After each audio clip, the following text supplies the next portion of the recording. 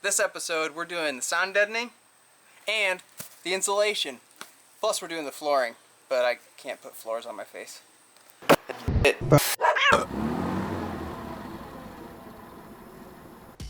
Here we are. Are you rolling? I don't know how to intro this, so I'm just gonna start talking.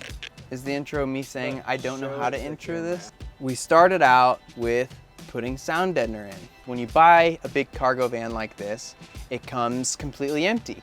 It has thin metal walls that vibrate and have loud noises when you're driving down the highway. And I had thought, oh, it's gonna be this quick, easy job, but it didn't work out that way. I had to go back to my dad's place to have him and his buddies help me out. Going there right now? Mm-hmm. And you are on film and being documented right now as we speak. I wanted to use the air conditioning. That's It's like 72 We can still get air in there. okay. All right. It's nice out. It ain't nice out. It's humid. Oh, whatever. All right. Well, we're heading out now. Dog butt. So there's that moment when my dad and I are going to buy more supplies like glue and things like that. All right, so we're on our way now to Lowe's, Menards, Home Depot. Lowe's to grab some adhesive, saw blades, and then maybe some screws for the flooring. It was like, not yet. I was pissed. All right, and we're gonna go One step at a time. see how far we can get with that. I wanted to get so much done. And like, I always want to get so much done. I always have too big of expectations for the amount of time I have. That's it. And I quickly realized like we weren't going to get all that stuff done. Kitchens by Gregory.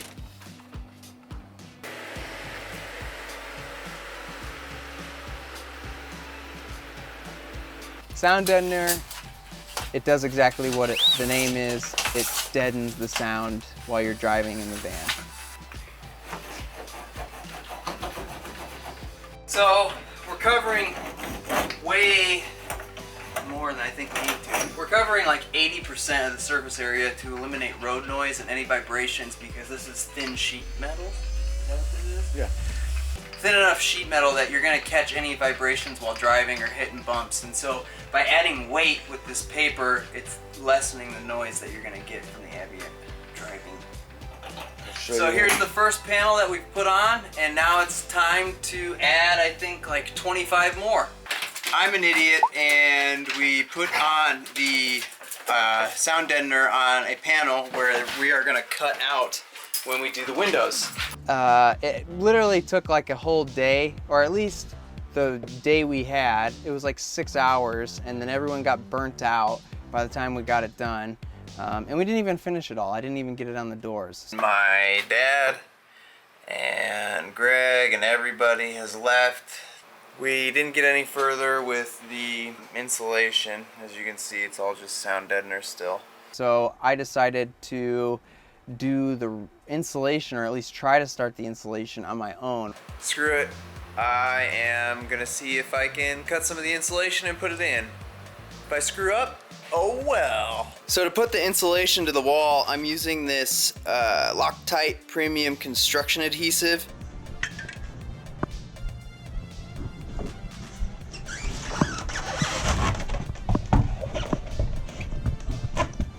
I sprayed the expanding foam everywhere. I didn't expect it to come out of the bottle, like, because it wasn't coming out at first.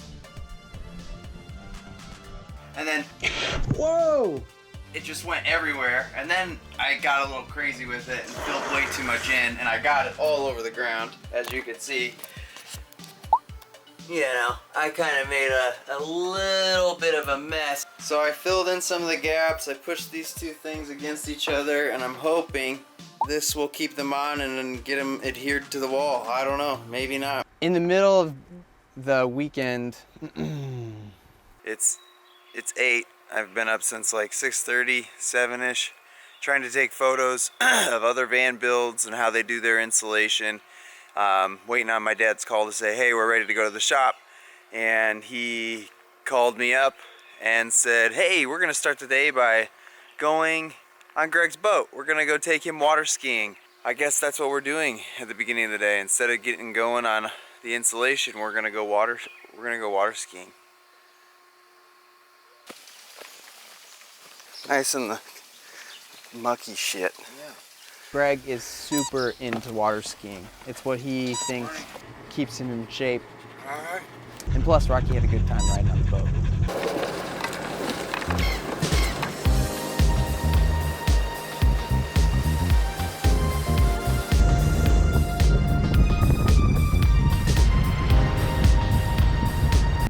Is it doing it right now or no? Yeah, it's going.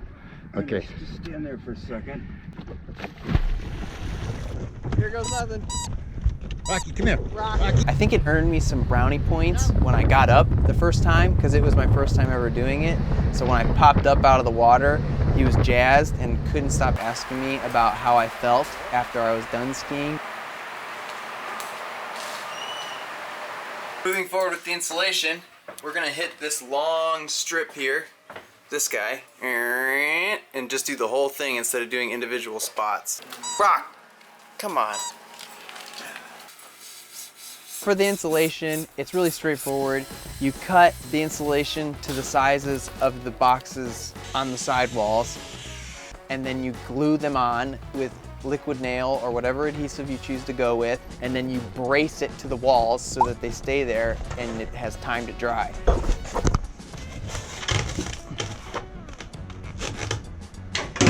Carpentry experts, you know, this is how professionals do it. In the industry, they take wood and just jam it everywhere. So while the insulation was drying, and before we finished the rest of it, we jumped into the subfloor to kind of kill two birds with one stone. And with the subfloor, we pulled the existing rubber mat that came with the van when I bought it, put it on the OSB tongue and groove board,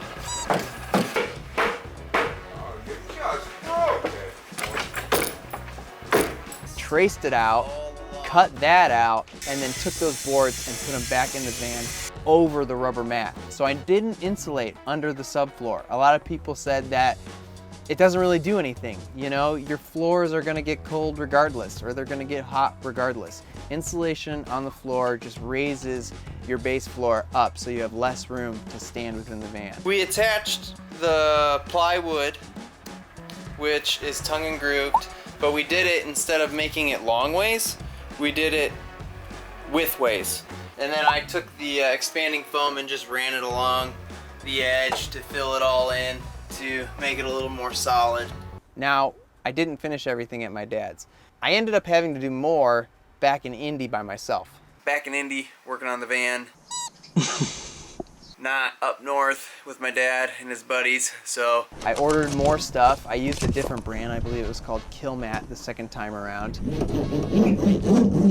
I put sound deadener on the back doors and the sliding door. I insulated where I could on those doors. I bought the wrong size blade. Look at my sweet tape job to make it work. But I didn't finish everything and cleaning off everything until I cut my finger.